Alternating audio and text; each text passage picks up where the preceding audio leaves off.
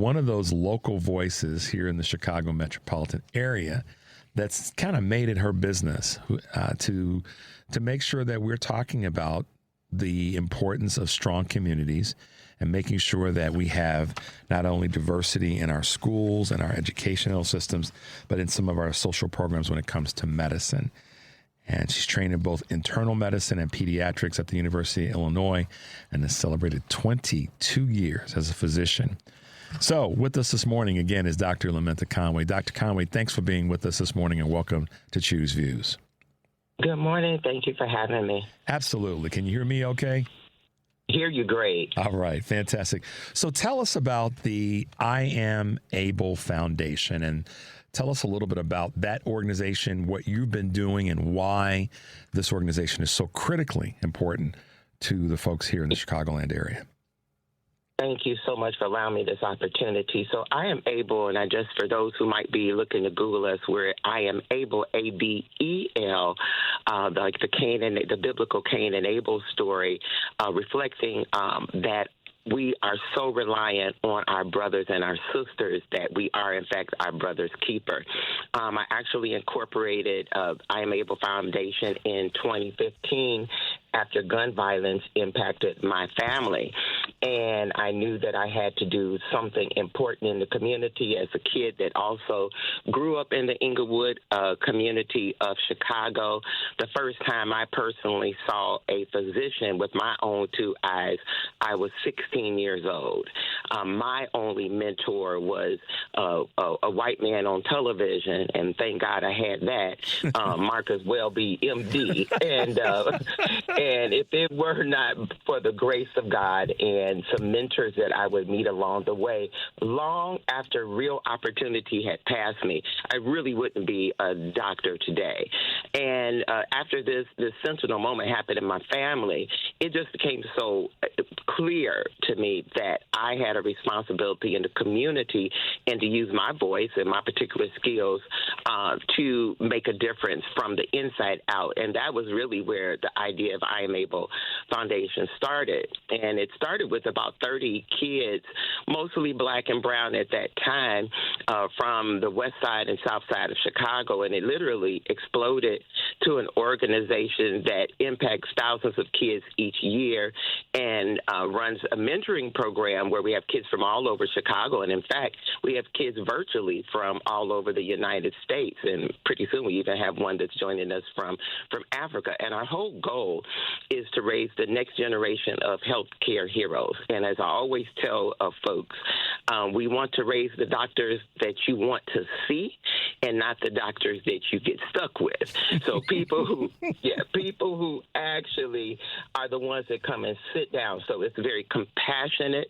We're very community driven. It is a community-based organization, a 501c3.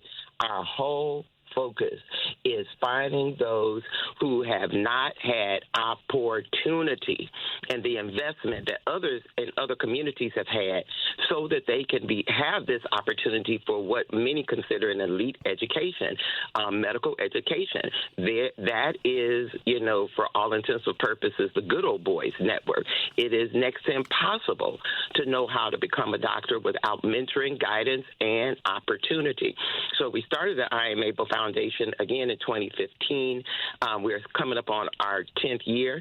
Last year we had 11 young people that were accepted to medical schools all over the country. We had 2 actually accepted to Penn, full ride scholarships, Northwestern, University of Chicago, University of Illinois. And it really is a credit to the amazing infrastructure of mostly volunteers, physicians, and to your point earlier, allies, and people that don't necessarily look like us, who actually stand up and recognize the importance of this mission. We're housed over at the Northwestern campus, is where we sit although we're community-based. But we just have amazing, wonderful programs, from summer programs to MCAT programs, the great equalizer when you think about standardized tests, to everything in between. And so it's been an amazing journey of community. These young people literally come to a place where they don't feel like unicorns, where they don't feel like they don't fit in. They come to a community where doctors are giving them their cell number, who are crying with them, praying with them, even during these recent times and some of the things that our kids have been going through. Doctors, I was on the phone last night with a doctor that says, Dr. Conway, don't send me any more videos. I'm in tears. Just sharing beautiful videos that our students have created, capturing moments of their journeys. And it is special. But thankfully, God has sent us some allies that care about this mission like I care about it. And we're doing an important work, because when you look at our community and you think about COVID, and you think about all the safety net institutions that were closed between the far south suburbs and University of Chicago in terms of birthing units, you need people who are committed to return to the community and make a difference in the community. And no one actually does that statistically like Black people. Black people who go on to medical school and become doctors more than any other ethnic group are the ones that will return to their community more so than others to make a difference in those communities. We are those voices that we remember in the civil rights movement, and we want to be those kinds of voices today. So that's kind of what the organization is about, kind of that aerial view. First of all, thank you for that, and I just I'm laughing with you and smiling with you because of some of the touch points that you made. One of them is allies. And well, before I go there, let me come back to Dr. Marcus Welby, MD. And I respectfully say, gracefully, you aged yourself in the beauty that we get to age ourselves, because I don't like to admit it now, but I got to tell the truth. Got to tell the truth. Tell the truth and shame the devil. But see, here's the thing about that, Dr. Conway. That show was really I thought that show was an example of what allies can do. That show had a lot of people leaning in to take care of folks. And when you said it, I was like, oh, man, that's true. I mean, and even though it was your first or that exposure to this white dude who was taking care of folks in Southern California, it also spoke to allies. And one of the things that you said that I wrote down, allies make the difference. And before you were on, you may have heard we were speaking with attorney Kate Goldfinch, who is an ally in the conversation around immigration. Before her, we had on Robin Steens, who was an ally in talking about education and minority teachers. But at the end of the day, each of you three very strong, smart, brilliant, wonderful leading women are all doing the same thing. And that's sleeves rolled up, digging in deep to make sure that the people who are going to be most impacted by bad policy, bad leadership, and bias have allies.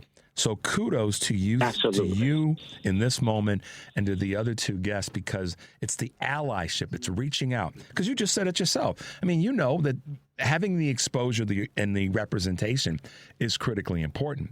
But we also have to lean on our other communities, not only of color, but our Caucasian communities and brothers and sisters, because we want to make sure that the access is there for everybody.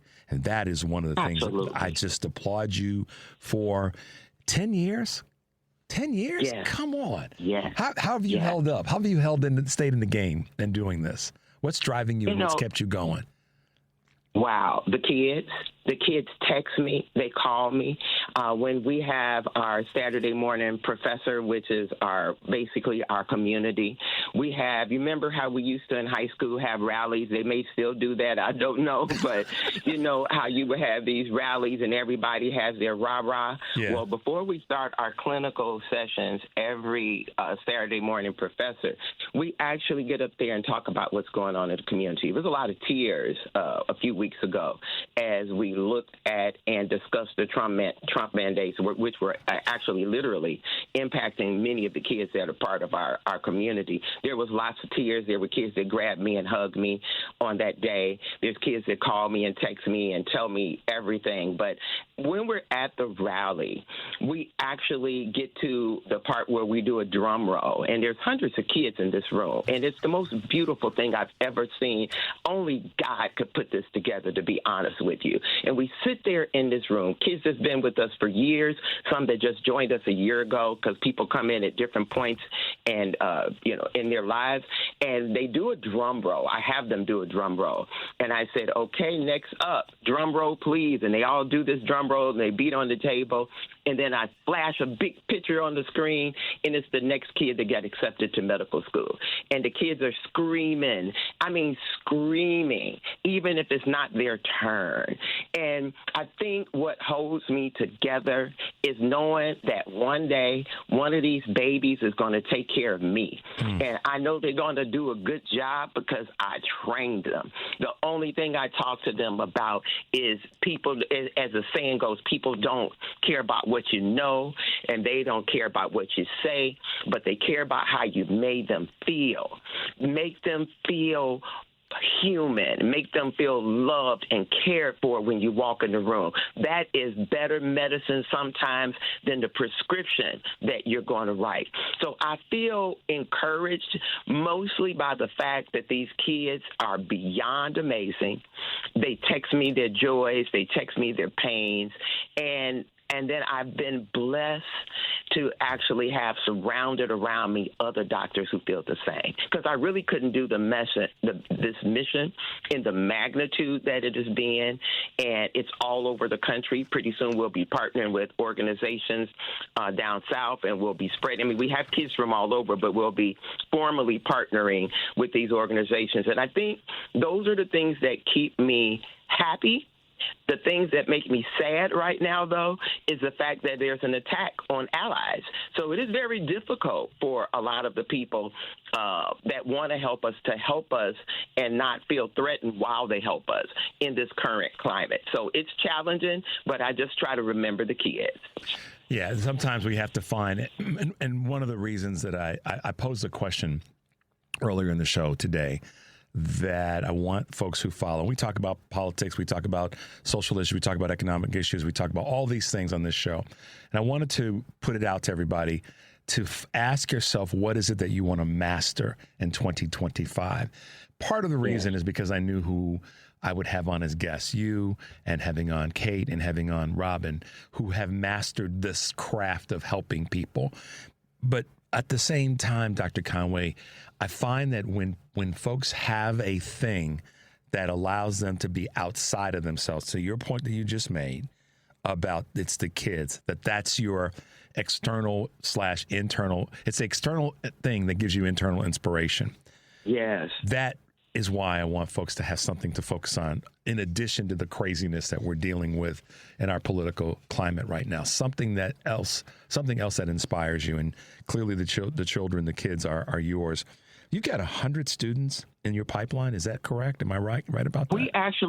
We actually have almost 200, and this year our applications closed on March the 1st, and we had 111 applicants that all want to be doctors. And they're mostly black and brown, black kids, Hispanic kids, but we do have kids of other ethnicities that are that beautifully fit, because you got to raise an ally too now. So so we've got some young people that are in this program, and and I'll never forget one of the Indian young ladies who spoke with such passion at our last Saturday morning professor, had us all in tears, speaking on, Black History Month. This was in February. And yes, 111 applied this year. We'll probably take in another 70 like we did last year, which means we have to partner every kid to a physician or medical student mentor, and then they enter into our program and really follow all of the tenets of the program, and we walk with them until the day they get into medical school. Wow. You've been quoted as saying that Dr. Conway believes, despite popular opinion, that there is plenty good to come out of Englewood. I'm going to expand that and say I'm going to expand that to say there's plenty good to come out of our youth, out of our children. and Yes. that we have to be the champions for that and of that. And the more that we do that, we can send our children in whatever direction. I said earlier, not every child wants to go or needs to go to a four-year college. Community schools, That's right. JCs. There's a lot of people, you probably can comment on this better than I can. There's some 16-year-old, 15-year-old, 14-year-old that understands that his or her brain gets robotics. But they don't necessarily want to go to college. They may be able to start to develop that skill set and that desire and that curiosity with programs that will allow them to, at that age, say, hey, wait a minute, maybe I'm going to go to a technical school instead and develop a device that will potentially be the thing that saves someone's life down the road. And I think that as we expand, Yes. as we as grown folks try to look at education from that perspective, that we can do a better job of helping our younger folks, our children, be more aspirational and then be focused on what's really right for how their brain works. Does that make any sense? No, that makes total sense. And I just want to speak to the junior college component. I do think we actually encourage a lot of our students, quiet as is kept. You know, opportunity is not as available as people like to try to make it look like. There's a lot of people who cannot afford to go to college because they don't even have the credit that would allow them to get federal loans. And now we know that federal loans won't exist probably for some of our students in the coming months to years. So I think that the junior college is not only a wonderful opportunity, and many of our pre-med students do their first couple of years in junior college, and some of our kids who have actually graduated from a four-year college, but they didn't have I Am Able earlier in their years, so they made a mistake. Many of them go back and take some of the fundamental classes that they need at these junior colleges. And for those who don't choose medicine, now our program is strictly medicine, there are a host of goodness, I don't want to say hundreds, but it almost feels like that at Malcolm X. They are one of the places where you can get such a broad technical education from everything from radiology to medical tech and surgical tech and all types of things that people want to do. So to your point, yes, there's so many things that we need to consider for our young people and provide those kinds of opportunities for those who may not go to college, but for those who go to college, still the two-year college option is wonderful for many. Yeah, and that's what I think. As a starting point. As a starting point. And that's all we need is a starting point. Because then that starting point allows them to get some confidence. And then when they have that because you know this as well as anybody. You know, medicine's tough, but it doesn't have to be. And there's probably a lot of people that are fearful of, they want to be in the medical business or be a doctor or be a medical practitioner, but there may be in the back of their mind that they got to see in biology and how am I going to do this? So it's the ability to start somewhere is as important as anything because it allows our young folks or any of us to layer some minor successes, some baby successes, and then the next and the next and the next, and they come across a Dr. Lamenta Conway who says, hey, we got you. We've got a program that's going to allow you to continue to move forward. That's right. That's right. Because where there's a will, there is a way. And as long as we tell the kids, look, you can do this, you just going to have to pay for it. And I'm talking about with sweat equity, with your heart and your soul, because you can do this. With all the things that's not going so well in our country, one thing that does work somewhat is you can fight your way around these barriers. Now, they're throwing up a lot more than it was there before, and they're getting a lot harder. But the opportunity to keep striving and walking around and moving around those barriers are possible. And that's one of the things that we do at I Am Able Foundation. We do what we call affirmative academic advising. We affirm your vision, and we stand there with you and say, hey, if you want to do it, you can do it. We'll show you how. So give us some words and how people can find you and get involved, because I wrote down the word volunteers earlier because you said so much of part of the success and the work that you guys are able to do is because of the volunteers. So let folks know, as you did at the beginning, how they can find and how they can get involved with the organization. Yes, thank you so much. I would ask them to email info@iamable.org. And it's really important that you don't do the mind switch of able and able. It's ABEL. So it's info@iamabel.org. O-R-G. And we do have room for people of all sorts of backgrounds, physicians, nurses come and they do some things with us too, but people who are out in the community who have specific skill sets, even fundraising, volunteering for our major conference. Like we have a huge conference at Rush University. It's a 3-day citywide student conference. It's going to be May 15th through the 17th. We have this every year. This is our 8th year. Students who are interested, if they go to our website, which is iamable.org, not www.iamable.org, they'll be able to come to this. Last year, we had over 1,300 attendees, our Chicago babies. Yeah, Chicago babies that came. We actually have about 500 CPS students that are bused to this conference. It's an amazing 3-day conference. Last year, Senator Dick Durbin joined us, and he truly inspired us. He is just incredible. And we just had amazing, amazing people from all over the nation, actually. So they can visit our website at iamable.org. They can email us at info@iamabel.org. And my words is just to stay encouraged. Don't give up hope. Things are looking very grim. Like the article that you and I are both aware of that came out of WBEZ that showed that admissions since the Supreme Court the Supreme Court ruling in 23, which was actually really levied at colleges and not medical schools, but medical schools anticipated that this impact would impact medical schools as well. And so we've seen a sharp fall in admissions for Black and Hispanic kids and a rise in other demographics. And, of course, this is intentional by design, and it is very sad for all of us. But I just want to remind everyone we've been in this place before, especially as Black people, and we are going to power our way through it. And as long as we have breath in our bodies and we have these beautiful allies, as well as Black and Latino physicians who are fighting with us, we're going to get our babies through this. And they're going to become the doctors that we want to see and the ones that we actually need. That's fantastic, Dr. Conway. The 15th through the 17th of May is your conference. I'd like to have you back on leading up to that we can speak to that again. Maybe mid to late April, we can have you back on, talk about the conference, talk about the work and all that, because this is going to be an awesome event. So let's make sure we get that done. But for now, guys, I'm going to leave you with the former watcher of Marcus Welby, MD, who's gone on to create one of the wonderful organizations here in the Chicagoland area. I Am Able, ABEL Foundation. Check her out, yes. Dr. Lamenta Conway. Thank you for making time to be with us on Choose Views this morning. We really appreciate it. What an honor. Thank you so much. Have a great day, and we'll talk soon. You too. Bye-bye. Bye-bye.